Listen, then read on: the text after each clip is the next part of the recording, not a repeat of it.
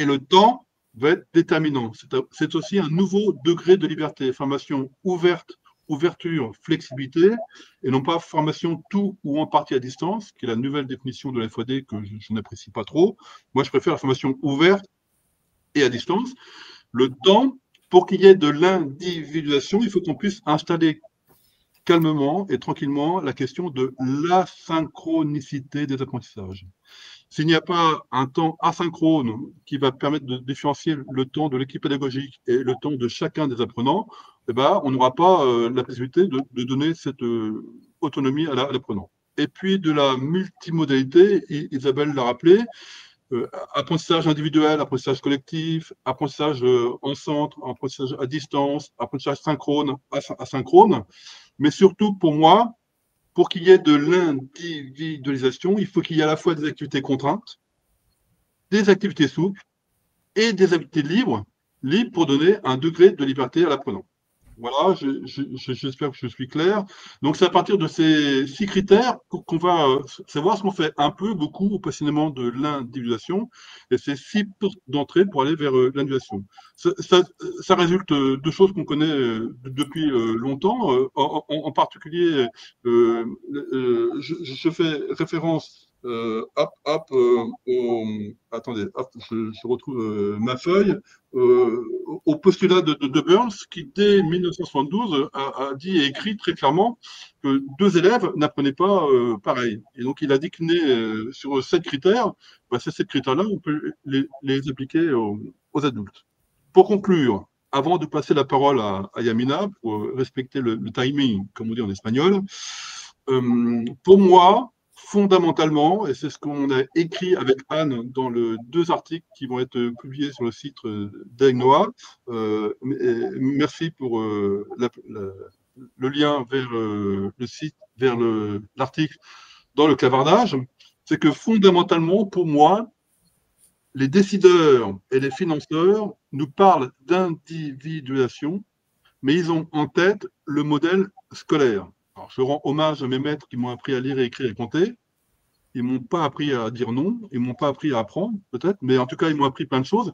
Mais on est sur un modèle scolaire qui résulte de la Troisième République, et ce modèle scolaire, c'est la classe, c'est le groupe. Exactement à l'opposé de l'approche d'individualisation des parcours.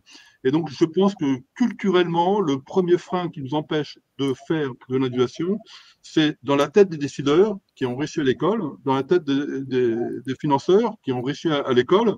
Certes, ils voient bien qu'il faut faire de l'individualisation, mais une individualisation contrôlée, cadrée, organisée à leur point de vue, pour être sûr que l'apprenant apprenne. Voilà. Donc, on veut des certitudes. On ne veut pas prendre de risques, on ne veut pas donner de liberté à l'apprenant. Or, aujourd'hui, plus on avance et plus l'apprenant a besoin de liberté pour se reconnaître apprenant dans cette société de plus en plus complexe. Et donc, derrière, il y a des problèmes financiers. Parce qu'on continue à financer des groupes, des classes, des cohortes collectives, alors qu'on sait que si on veut de l'ingénierie d'individualisation, il faut une ingénierie financière qui soit relativement fine.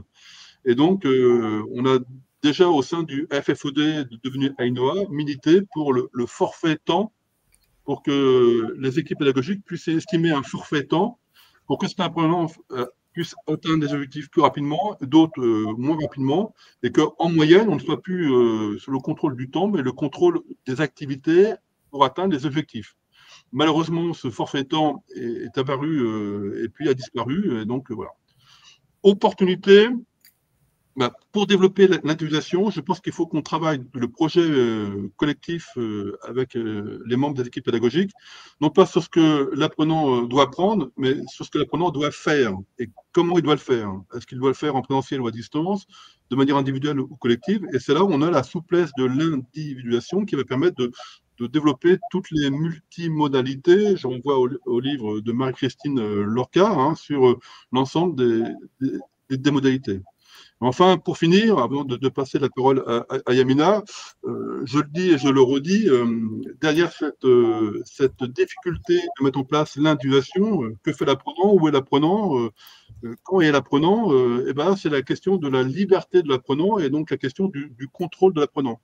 Il faut que nous, formateurs, on fasse confiance à l'apprenant, il faut que la direction fasse confiance aux équipes pédagogiques, et il faut que le financeur fasse confiance à la direction des organismes de formation.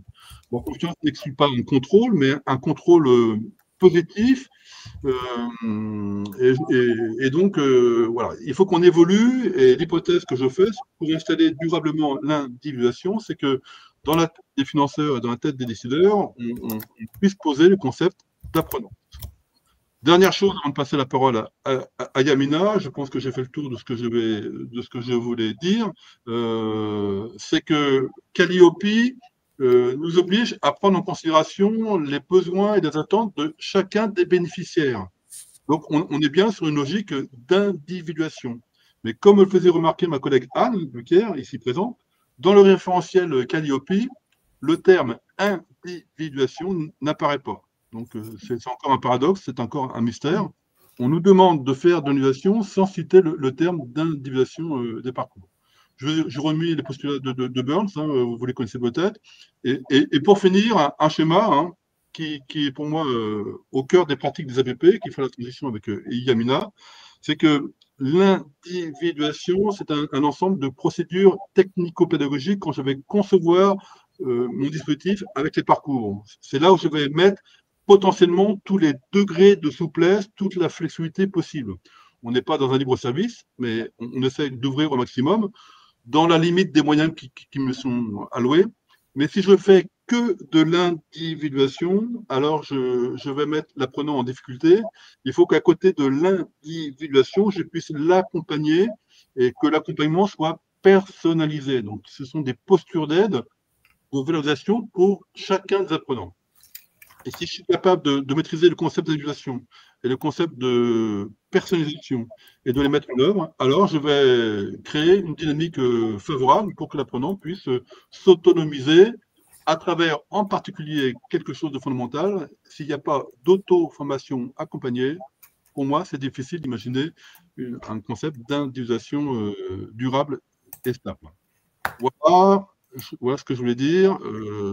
Je cherche à passer la diapositive suivante. Hop, voilà. Et maintenant, c'est Yamina qui prend le relais. Merci. Oui, merci pour cet premier éclairage. Et donc, on va continuer avec Yamina pour des choses un peu plus concrètes aussi sur la mise en œuvre. Okay. Est-ce qu'on peut mettre le diaporama en pleine page parce que là, on peut l'agrandir, chacun peut l'agrandir. Chacun peut l'agrandir. Oui, vous avez le zoom qui vous permet d'agrandir. Oui, je vous ai mis dans le, merci Jean, je vous ai mis dans le chat le lien vers ce Padlet qui retrace un peu l'histoire des APP. Et je ne vais pas prendre le temps de faire cette historique aujourd'hui puisqu'on l'a fait dans notre livre. Donc, il y a une partie qui retrace toute l'historique. Sur ce Padlet, vous avez en fait les principales étapes clés du réseau.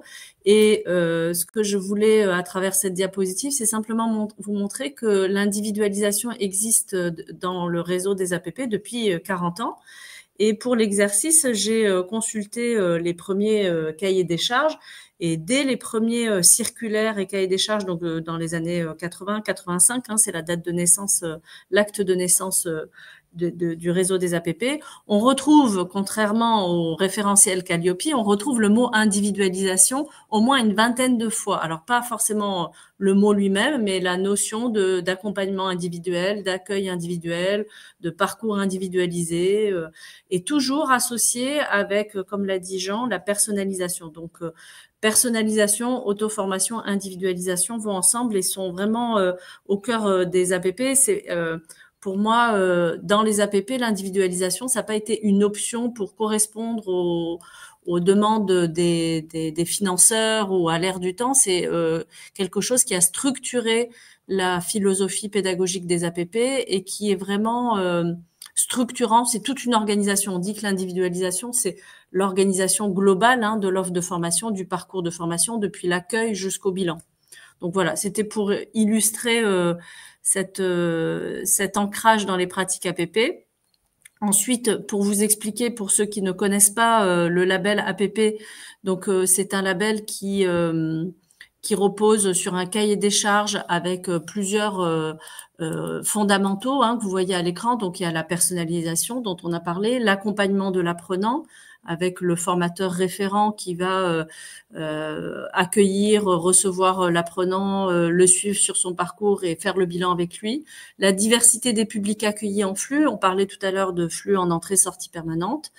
L'accès de tous aux compétences socles, l'environnement favorable aux apprentissages, l'ancrage territorial et le fonctionnement en réseau à dimension régionale et nationale. Et ce cahier des charges, donc il est porté par l'APAP, l'Association pour la promotion du label APP, et l'APAP est reconnue comme instance de labellisation depuis le début donc de l'obligation Qualiopi, donc depuis 2020.